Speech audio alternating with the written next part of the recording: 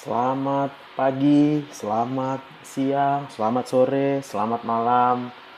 Nah, hari ini kita akan mulai belajar tentang suatu hal yang mungkin bagi kebanyakan orang adalah sesuatu yang sulit, tetapi kalau kita mau bersabar, rileks, santai saja, kita akan belajar dengan perlahan-lahan, yaitu bagaimana kita bisa mengerti untuk membaca elektrokardiografi, ya. Jadi sebagai pembuka bahwa elektrokardiografi itu adalah suatu alat yang kita pergunakan untuk membaca aliran-aliran potensial listrik yang terjadi pada seluruh otot jantung kita.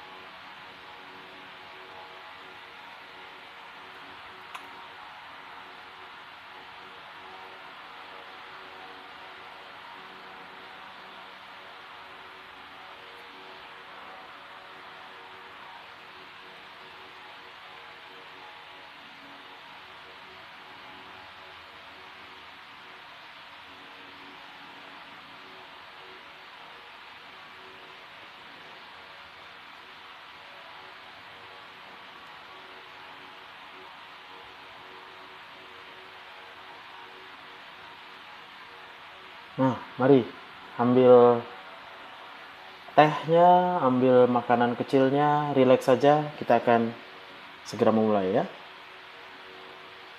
Kita akan belajar secara bertahap untuk kita bisa mengerti bagaimana untuk membaca EKG ini. Nanti akan Bapak tuntun.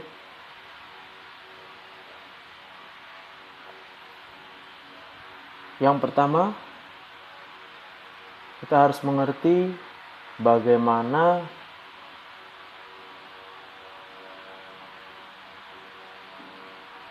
arus listrik ditimbulkan dan mengalami penjalaran ya di seluruh otot jantung kita. Yang kedua,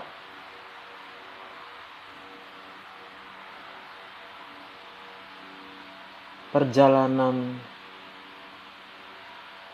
arus listrik tersebut itu akan menimbulkan gambaran gelombang pada kertas EKG. Kemudian kita harus mengerti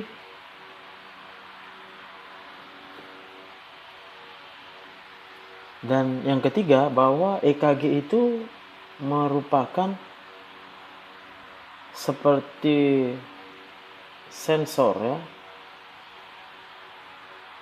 terhadap arus listrik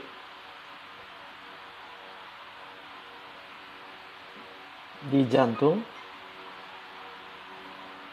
yang dilihat dari 12 arah ya. Jadi 12 arah ini kita sebut nanti dia namanya adalah lead. Dan lead ini ada 12.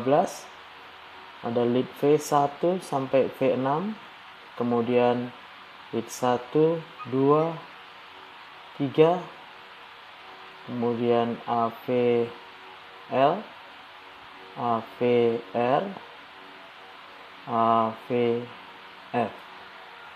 Ini tidak usah takut dulu dengan namanya ya. Nanti kita akan lihat perlahan-lahan.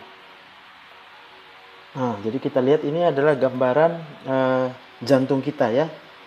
Kita lihat bahwa jantung itu merupakan terdiri atas otot ya, terutama. Kemudian di situ ada saraf. Otot ini kita sebut dia dengan sel otot jantung maupun sel yang bersifat pacemaker. Ya, jadi sel pacemaker ini dia dapat menimbulkan arus secara otomatis, ya. Nanti kita lihat. Nah, kalau kita ambil ya satu sel otot jantung ini ya, maka kita akan melihat gambaran ilustrasinya seperti ini. Jadi di dalam sel otot jantung kita itu ada banyak yang namanya elektrolit ya, atau ion. Dan di luar sel juga ada ion. Ionnya ini nanti kita akan melihat ada yang bermuatan positif. Ya, ini yang terutama ya. Jadi yang mempengaruhi sel otot jantung itu adalah yang bermuatan positif, natrium, kalium, dan juga ion kalsium. Ya. Nah, tetapi konsentrasinya berbeda-beda.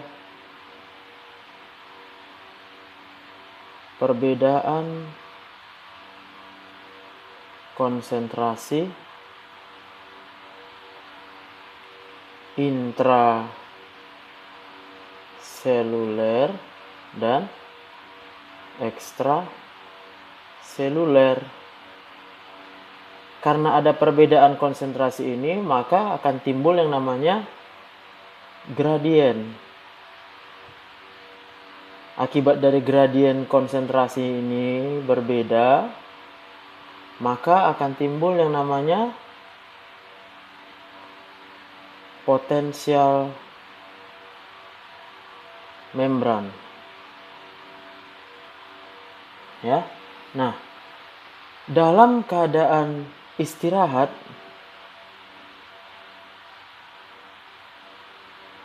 artinya sel otot jantung itu tidak melakukan aktivitas apapun, tetapi perbedaan konsentrasi antara ion-ion tersebut ya, natrium, kalium, dan kalsium ini akan menimbulkan yang namanya tadi suatu potensial membran.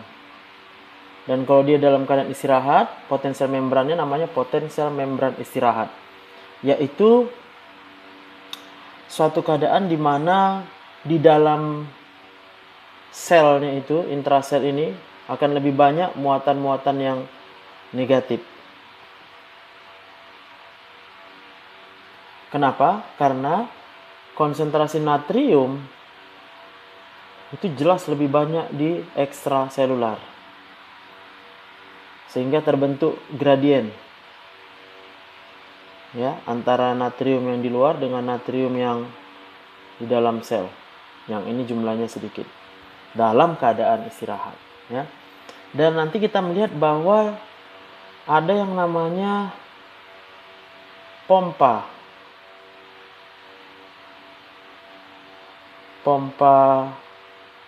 sel yang dia kerjanya adalah memindahkan ya ion-ion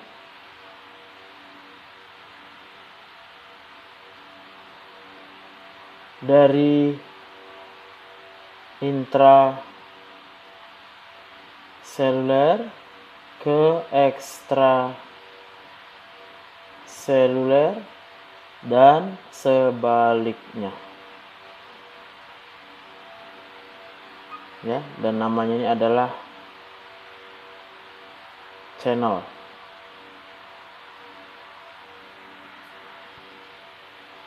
Dan nanti kita melihat bahwa channel ini merupakan yang bersifat voltage gated ya. Artinya dia terbuka atau tertutup dipengaruhi oleh voltase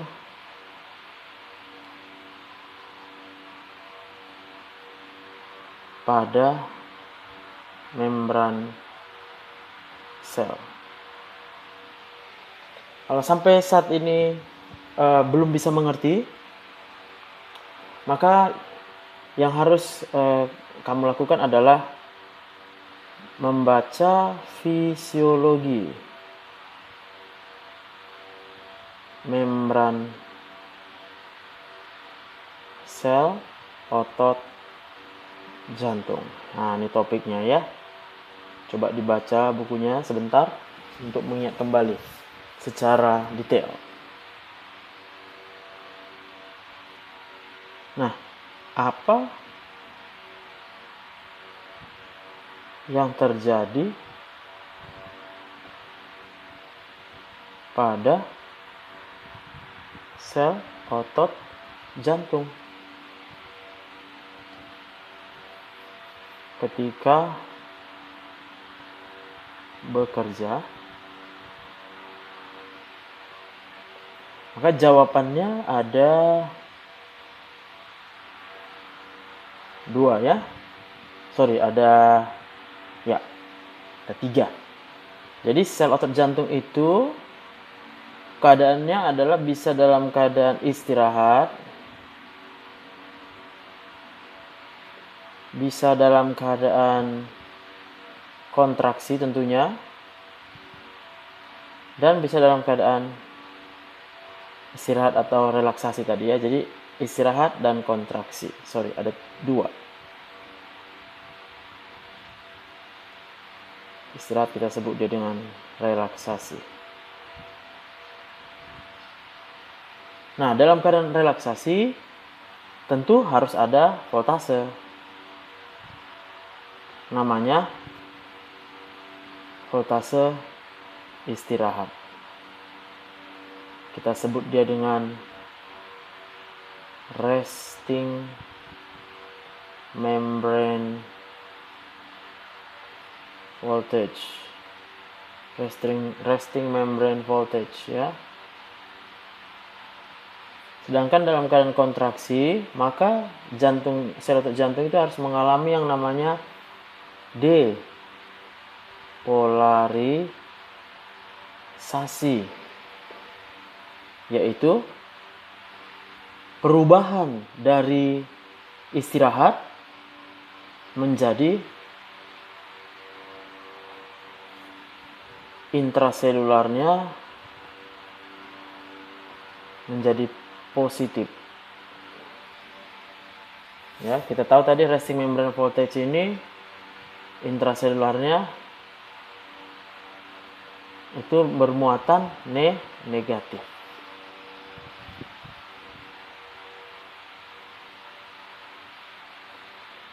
Setelah dia menjadi positif intraselulernya, itu yang namanya tadi depolarisasi, maka depolarisasi tentunya harus diikuti dengan relaksasi. Tidak mungkin sel otot jantungnya terus berkontraksi, maka dia harus mengalami yang namanya repolarisasi, di mana intraselulernya kembali menjadi negatif. Begitu ya. Udah ya. Ini yang terjadi pada satu sel otot jantung. Ini satu sel otot jantung. Ya. Jadi kita tadi harus membayangkan bahwa dalam keadaan istirahat itu ion natrium itu banyak berada di luar sel. Oleh karena dia terlalu banyak berada di luar sel dibandingkan dengan intraseluler, maka potensial di dalam sel itu akan menjadi negatif.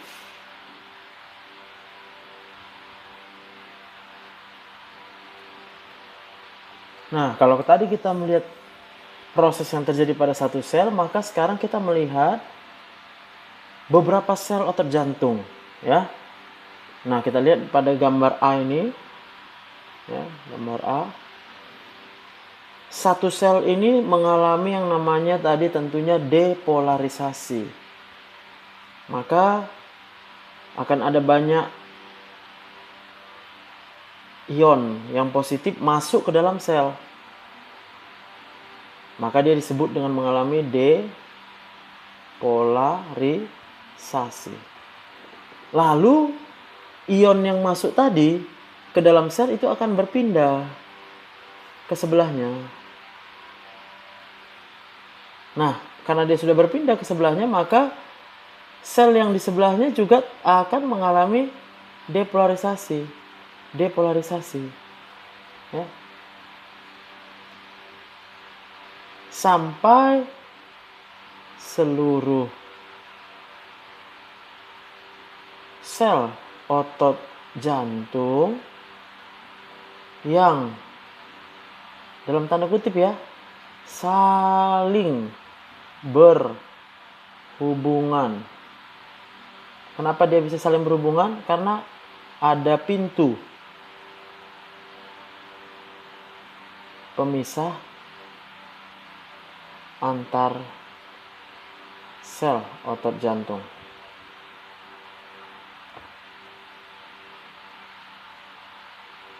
Yang mengizinkan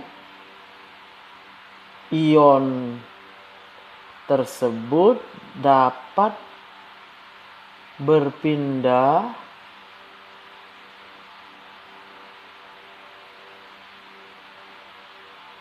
dari satu sel ke sel yang lain.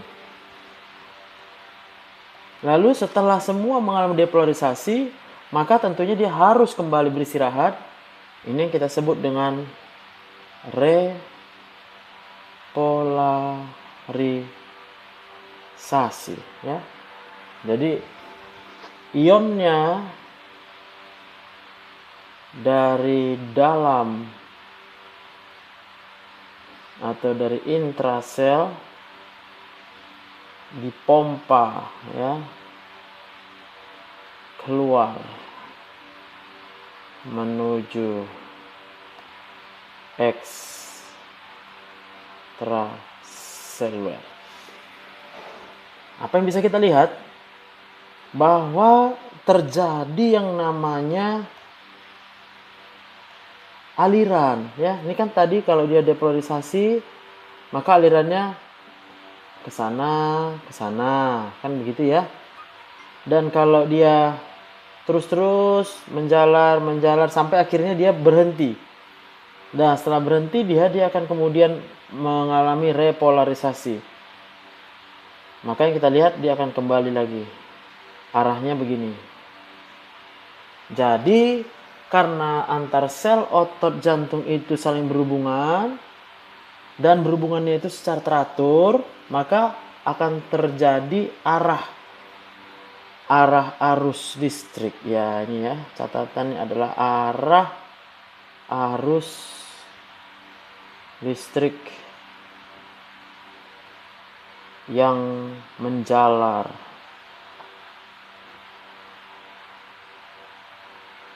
pada seluruh otot jantung. Nah, kemudian kita harus mengetahui kalau begitu ya, secara histologi kan gitu ya. Sel otot jantung itu terdiri atas 3 jenis. Yang pertama namanya pacemaker cells. Yang kedua namanya electrical conducting cells. Dan yang ketiga itu ada baru namanya myocardial cells. Jadi dari arti katanya ini pacemaker berarti dari pace berarti penentu ya, pemicu awal supaya otot jantungnya bisa berkontraksi. Dari electrical conducting cells berarti dia penghantar. Apa yang dihantarnya? Arus listrik. Dan myocardial cell, apa gunanya? Tentunya dia melakukan kontraksi sehingga otot jantung memompa.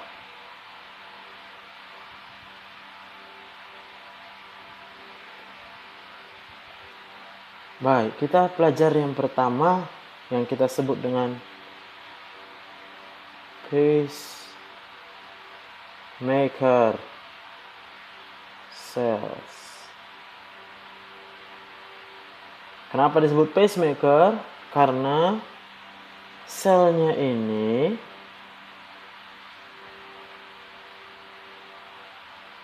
itu mengalami depolarisasi yang bersifat spontan.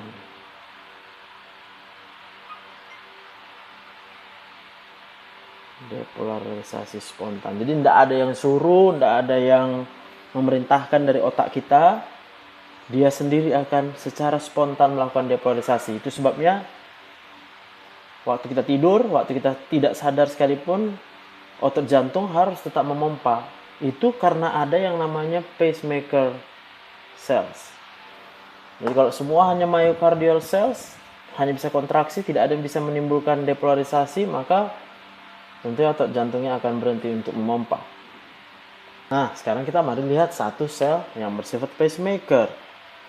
Jadi ini adalah sel pacemaker. Apa yang membuat pacemaker berbeda tadi adalah bahwa pacemaker cell secara otomatis akan mengalami yang namanya depolarisasi spontan. Artinya, sel otot jantung yang pacemaker tersebut tidak pernah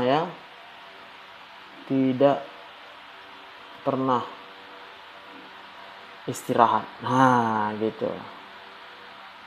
Istirahat. Karena dia tidak pernah istirahat, maka dia tidak memiliki resting membrane potential. Oke? Nah, bayangkan kalau dia memiliki resting membrane potential. Istirahat gitu loh. Pacemaker istirahat, dia tidak akan bisa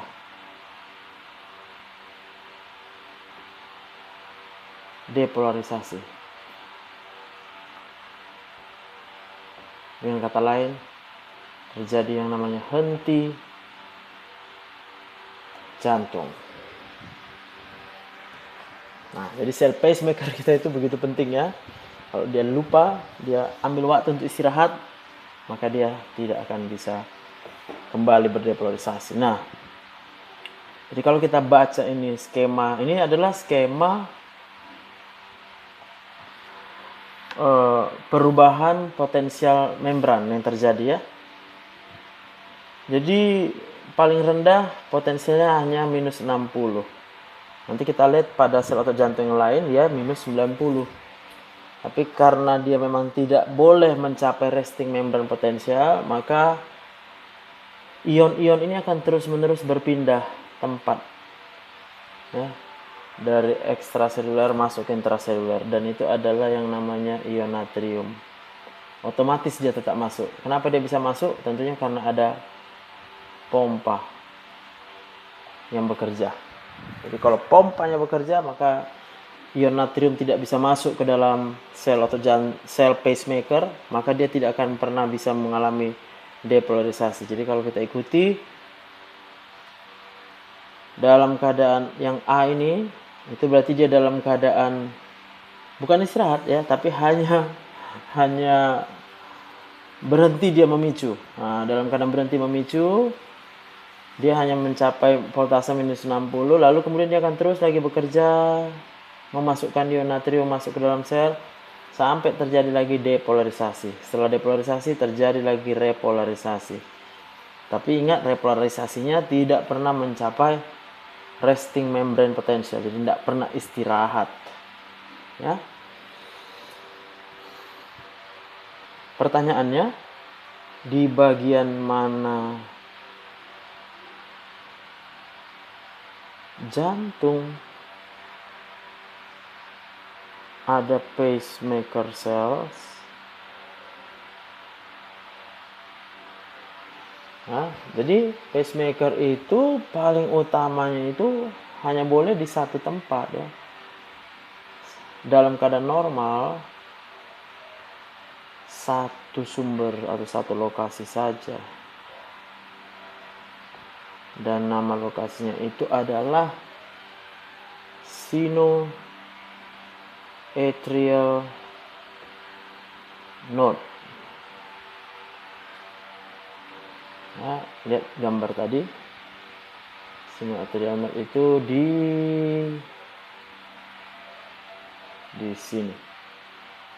Ini namanya SA node.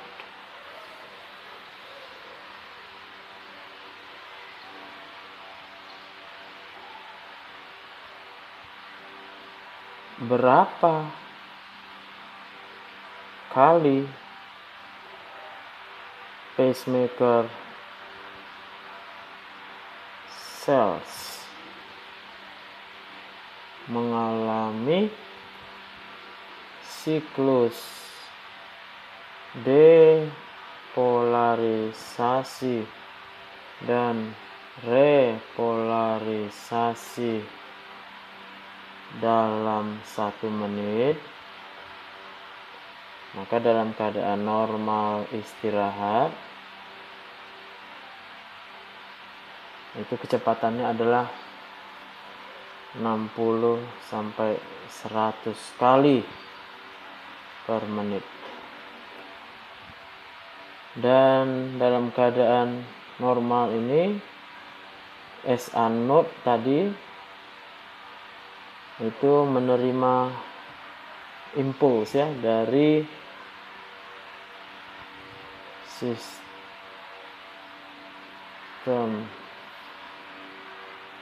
saraf parasimpatik atau parasimpatis melalui nervus vagus.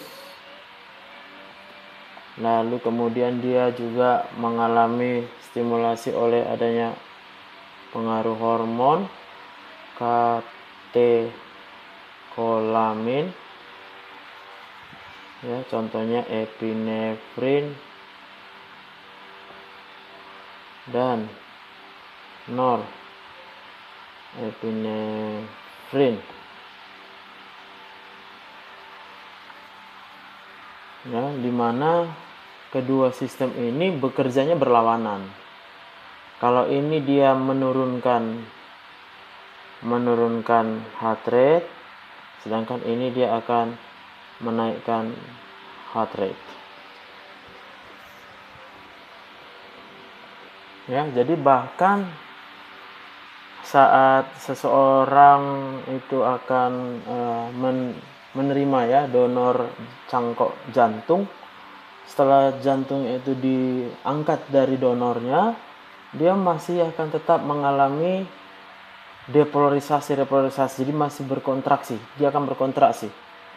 Terutama dalam kondisi dia tidak terhubung lagi dengan yang namanya sistem saraf nervus vagus ini ya, karena diputus sarafnya, karena diangkat dari donor.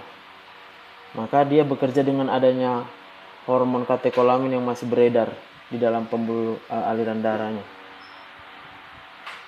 Dan dikatakan dia bisa mengalami kontraksi 100 kali dalam 1 menit. Sebagai tambahan info ya, setiap sel otot jantung itu bersifat dapat bersifat seperti pacemaker. karena dia bersifat yang namanya dia memiliki kemampuan automatisasi, tapi dalam kecepatan kurang dari di bawah dari true pacemaker.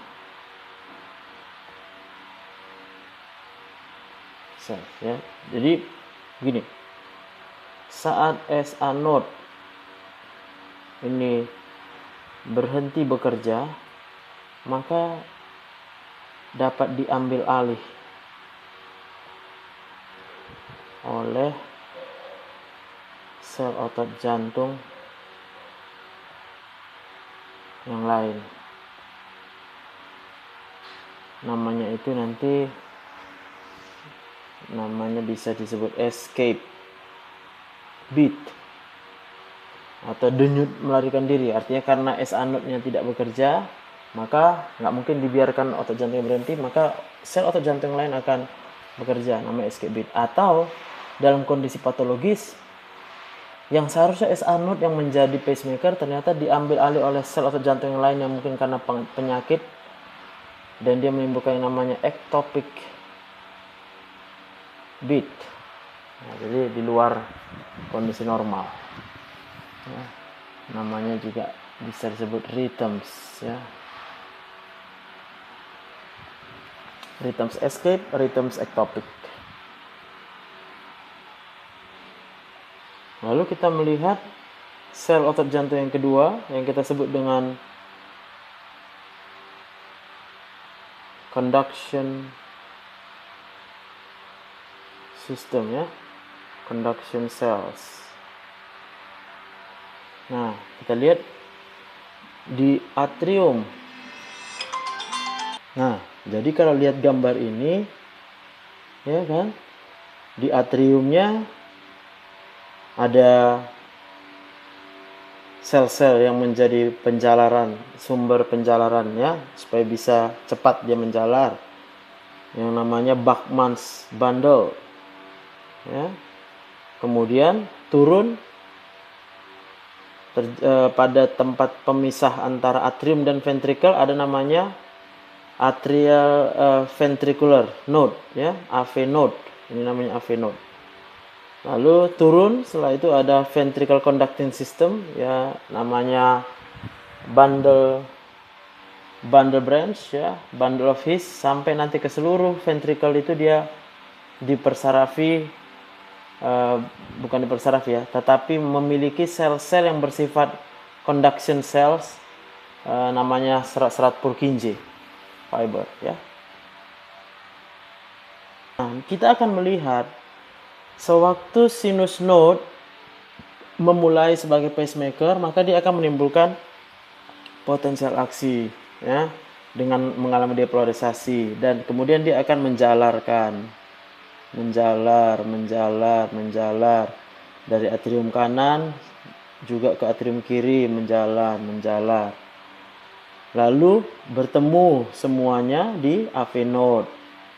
Dari AV node dia akan menjalar ke seluruh ventricle kiri dan ventricle kanan. Sehingga apa yang kita lihat nanti bahwa atrium kiri dan kanan berkontraksi bersamaan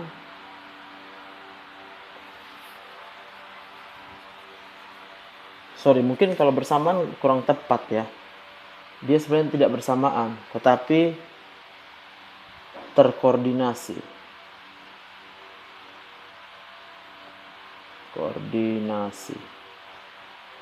Lalu setelah atrium kiri dan kanan selesai kontraksi, dilanjutkan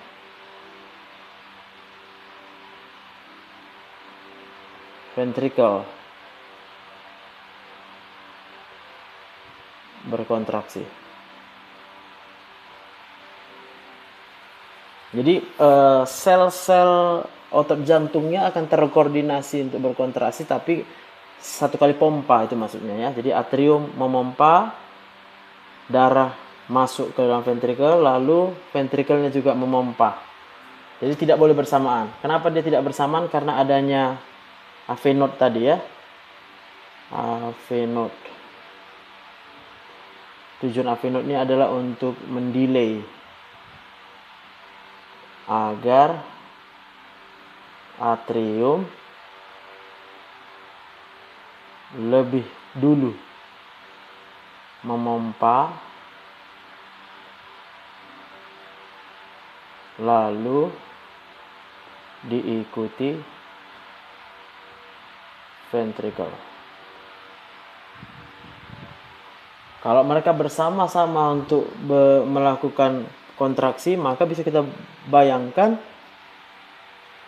darahnya ketemu dari atas mompa, dari bawah mompa. Kemudian yang bisa kita dapatkan adalah nanti akan terjadi suatu yang namanya arah. Ya, jadi ada arah yang akan terbentuk pada waktu terjadi polarisasi ini. Nah, begini arahnya. Ini saya buat tanda panahnya. Iya, ada arah ya. Inilah arahnya. Iya, itu namanya arah depolarisasi. Demikian juga nanti arah relaksasinya sebaliknya tentunya. Dari sini ke sini. Iya. Saya? Oke.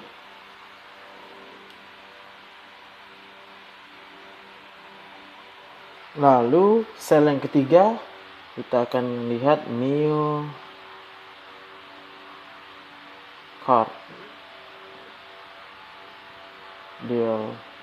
cells, yaitu sel yang nanti bekerjanya untuk kontraksi. Ya, kita lihat ini dalam keadaan relaksasi,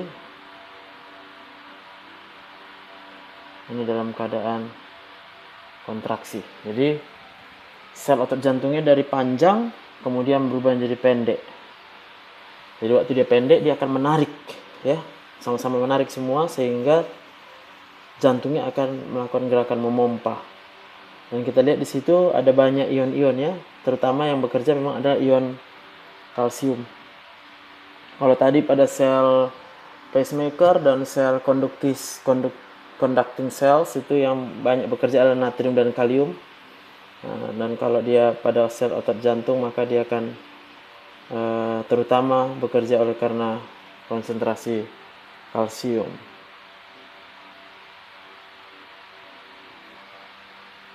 Lalu sekarang kita akan mulai melihat kepada EKG. Oke. Nah, ini kita lihat ada gambar kotak-kotak ya, seperti kertas milimeter. Jadi kotaknya itu tentunya ada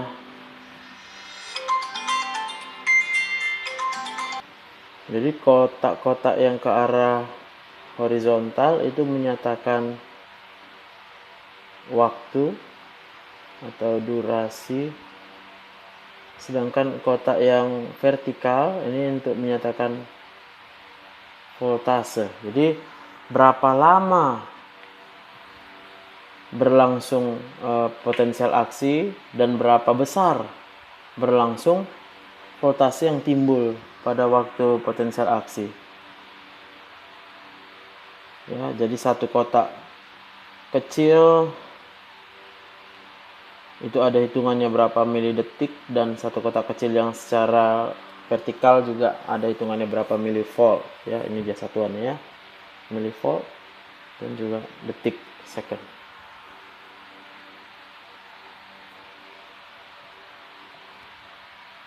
Standarnya 1 mm atau satu kotak kecil dia. Kalau dia horizontal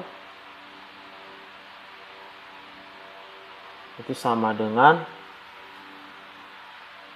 0,04 detik, dan kalau dia vertikal itu sama dengan 0,1 milivolt. Ingat, kalau yang vertikal berarti ada dua arahnya, atas atau bawah. Kalau dia ke atas tandanya positif, kalau dia ke bawah tandanya muatannya nanti voltasenya negatif.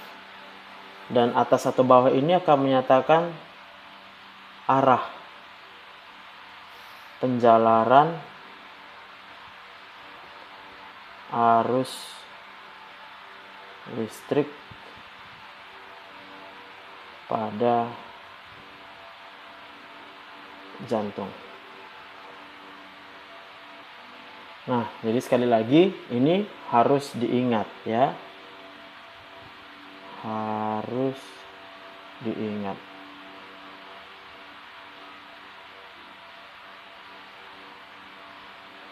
Ya. Jadi tadi saya ulang ya.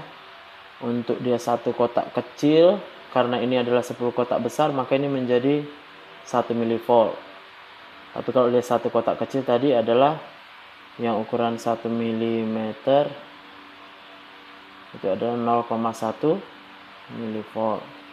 Sedangkan untuk yang horizontal, maka dia satu kotak kecil ini adalah 0,04 detik.